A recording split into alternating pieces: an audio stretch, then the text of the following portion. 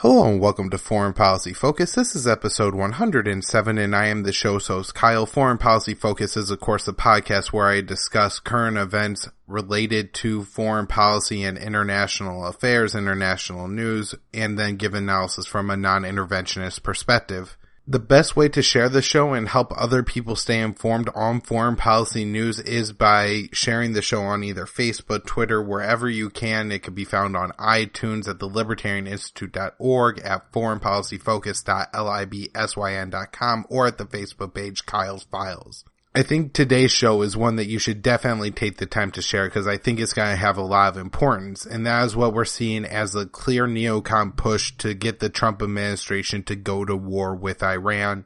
I think last week we saw them have their first big victory in this push by having Trump decertify the Iran nuclear deal despite Iran not actually breaking the nuclear deal. Trump made this very clear in his speech, and then when he gave the reasons for the United States pulling out of the deal, he talked about a part of the JCPOA that using some weird verbiage would allow the president to decertify the deal if Iran is getting the better of the United States in the deal. Now, one way that Trump points to this is by saying, look, Iran is just going to be able to get nuclear weapons as soon as the deal expires in 10 to 20 years. However, what Trump doesn't point out is that Iran had a civilian nuclear energy program that allowed Iranians to get cheaper and more clean nuclear energy over any kind of fossil fuel type energy that they have an abundant amount of. Iran destroyed, I believe, over half of their centrifuges. I think they had close to 13,000 prior to the deal and now have 6,000. Iran agreed to allow more inspections of their nuclear facilities, including, I believe, 24/7 monitoring at most of their facilities, and even allowed the IAEA to inspect non-nuclear military sites that countries like Israel and the United States claimed that Iran was using to make a secret nuclear weapon. Sites like Parchin that they will often mention were inspected.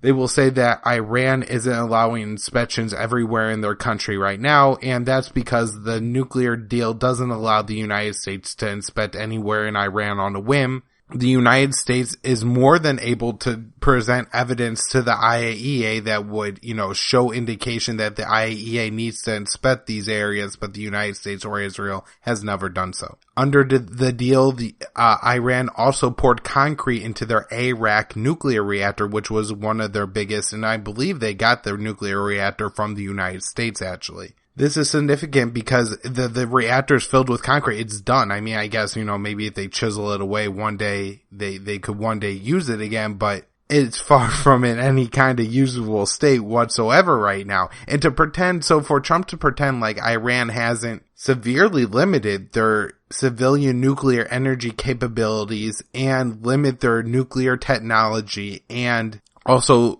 by destroying a lot of the centrifuges, they no longer have the ability to make some of the radiation cancer medication that is very important, so they limit their medical ability as well. That these are all concessions that Iran has already made. So for Donald Trump to pretend like Iran isn't getting anything, or Iran hasn't given anything up by the nuclear deal, is completely ludicrous and false.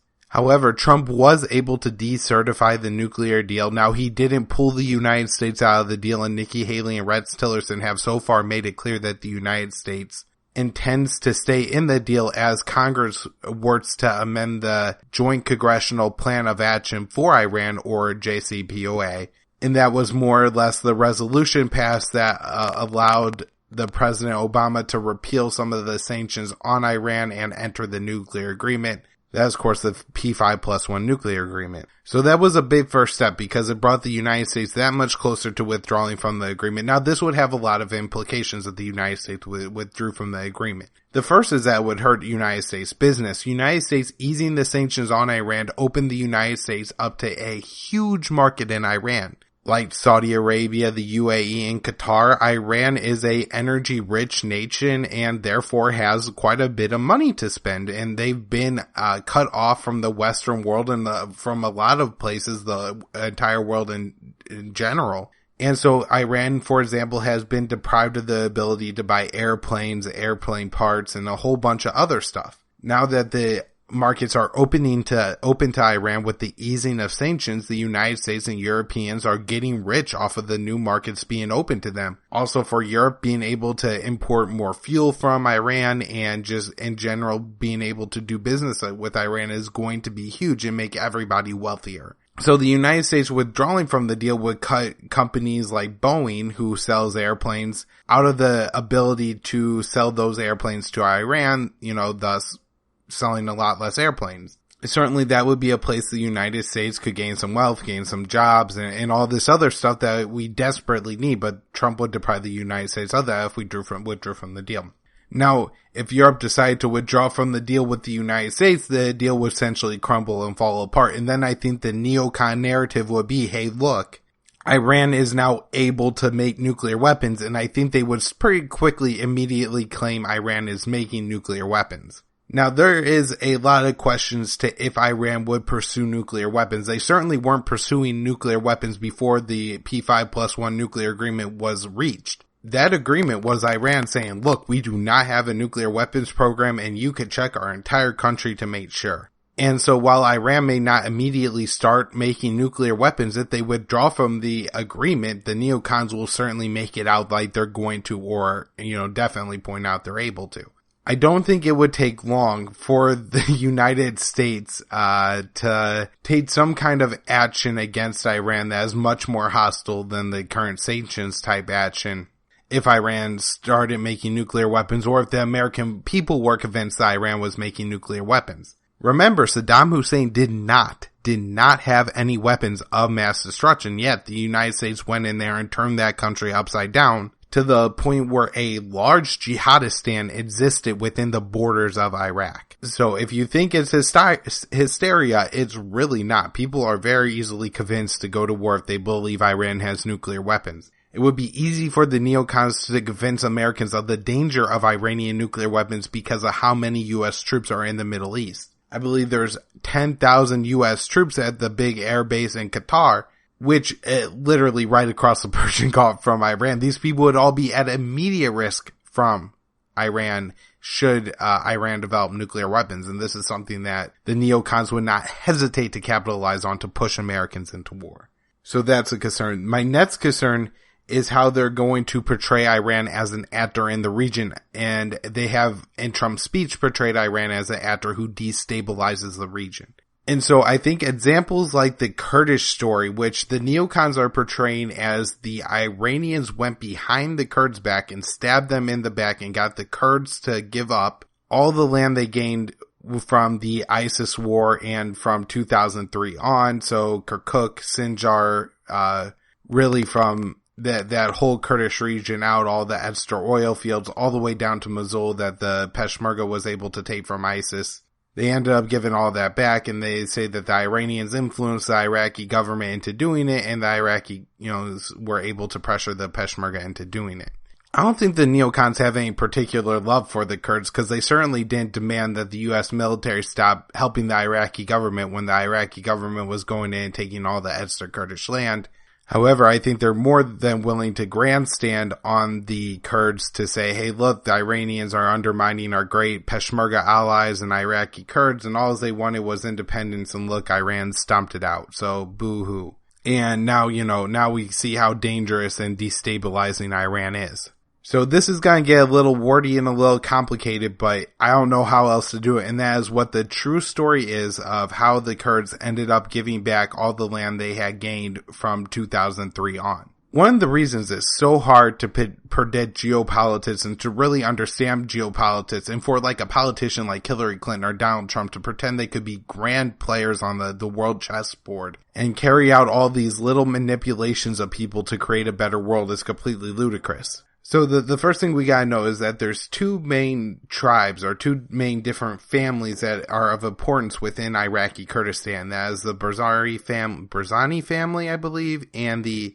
Talabani family. The Talabani family is the family that largely controls the Peshmerga, which is the Iraqi Kurdish fighting force. And the patriarch of that family, who had been kind of, I guess, complicit to the whims of the Barzani family up until that point, passed away on October 2nd. This put a new man in charge of the Talabani family, and that person was at least under the impression that the Iraqi Kurds had overextended and were not doing themselves any favors by having the city of Kirkuk under Peshmerga control. I guess because of the state of politics within Iraq at the time, where the Barzani family was, who was kind of, I think, more the political leadership of the Iraqi Kurds, had just carried out an independence referendum in Iraqi Kurdistan. There was a large push for independence there, and the Iraqi government was making threats to invade Iraqi Kurdistan, that the Talabani tribe, I guess, couldn't go directly into Baghdad and say, hey, look, this is the deal we're willing to make. So they went through an Iranian politician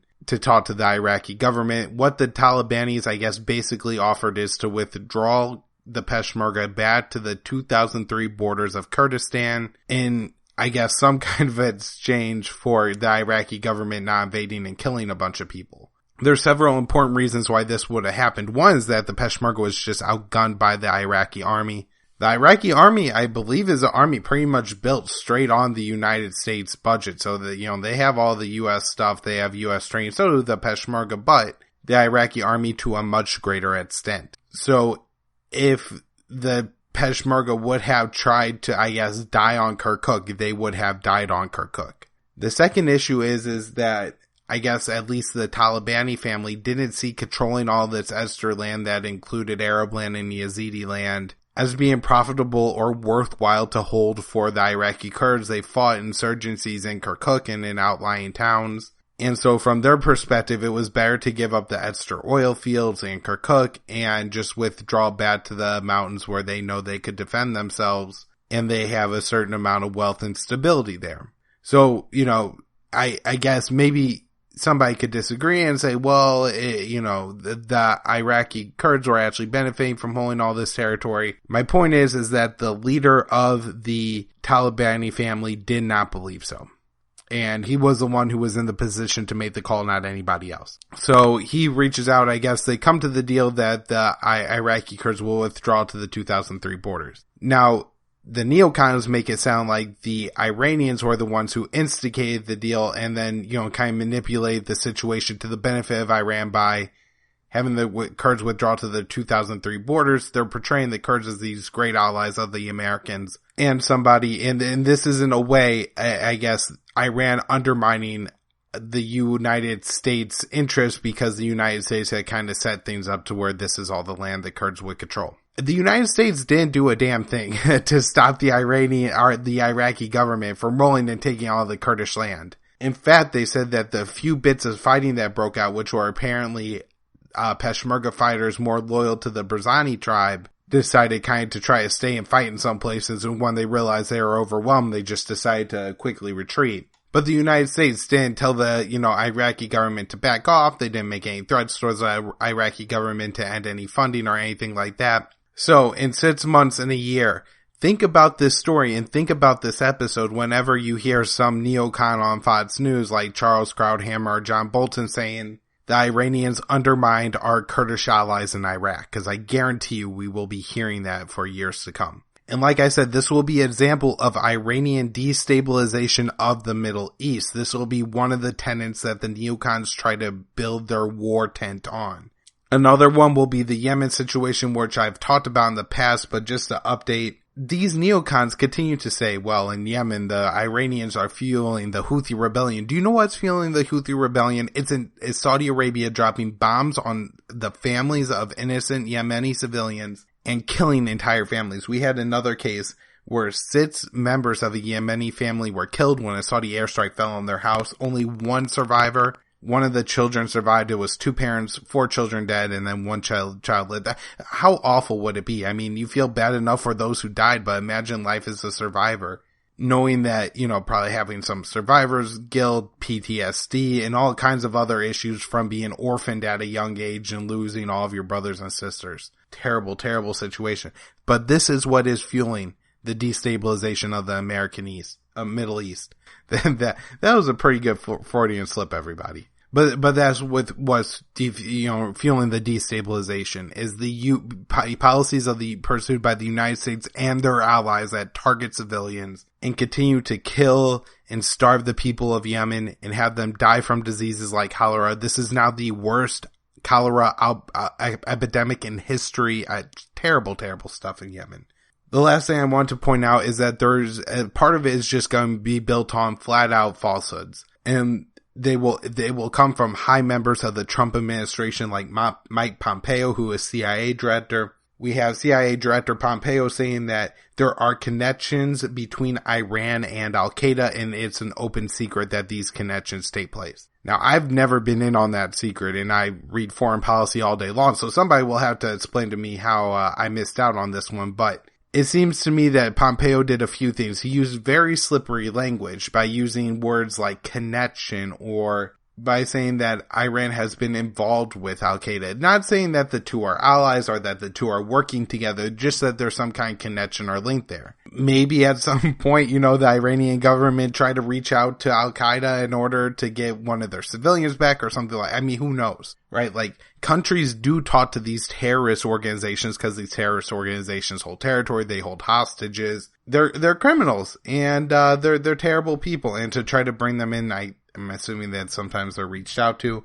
But when you look at what countries are really tied to al-Qaeda, which countries fund and train al-Qaeda, it's the United States, it's Saudi Arabia, it's the UAE, it's Qatar, and in some cases it's even Israel providing medical aid and funding to a Syrian jihadist group. And so this is, I think, is the most dangerous thing and the most important thing to be aware of right now. I think the North Korea situation is a big deal, but because North Korea has nuclear weapons, I don't think the neocons are necessarily genocidal. They're stupid. They're going to push for war with North Korea. They're going to get Americans closer and closer there. But I think at the end of the day, they don't want to have a nuclear war break out. I think they know how terrible that would be and how unprofitable it would be. And yeah, it may be great to be able to sell a bunch of weapons to the United States government. However, if your whole family's been vaporized, what's the point?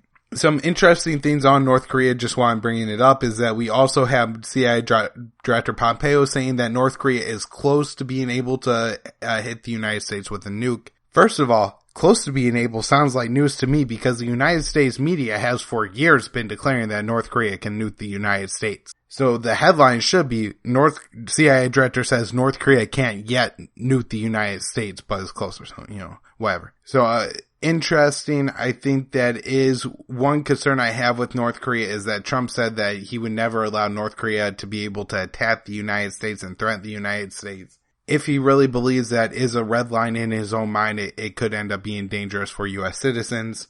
I think I saw some NBC polling say that I guess 64% of Americans now are in favor of war with North Korea. They also, so this is one of the things that I really hate about some of these news organizations, right, is we have them giving these polls, I guess a couple months, I think one back in July and then one in October, and saying, look at the difference between which country the Americans fear most. And there was a pretty significant increase in the amount that Americans fear North Koreans, but was based on the percentage of the number of Americans who picked different countries. So, 40% of Americans pick North Korea, 30% pick Russia, 20% pick Iran, 10% pick ISIS, right? This is more or less what the numbers look like. Well, ISIS at one point was a very large percentage, but that percentage is way down as ISIS has lost a lot of territory. They've lost their capital city. Constant rumors that the leader of ISIS has been killed, and all of this has really probably lessened the fear of ISIS in Americans' eyes. Also, we had a large attack in Las Vegas where close to 60 people ended up dead, yet ISIS was not responsible for that attack. So rather than, I guess the people who are interpreting the survey realize that the way the question was framed, worded, and reported, it may not be that Americans are more scared of North Korea, they're just less scared of ISIS now. But nobody ever wants to talk about less fear. It's more fear, more fear, more fear, more fear. That's always the way they move you towards war. It's more fear, more fear, more fear. And so we always have to be on guard for it. We always have to be on alert for it. Every article you read, you have to constantly analyze it by who's trying to scare me into doing what. I have a bunch of other stuff, but I don't have a whole lot of time today, so I think I'm just going to wrap up after talking about the Catalonia stuff, because I think we are going to have some big news tomorrow. Ultimatum Day came in wet.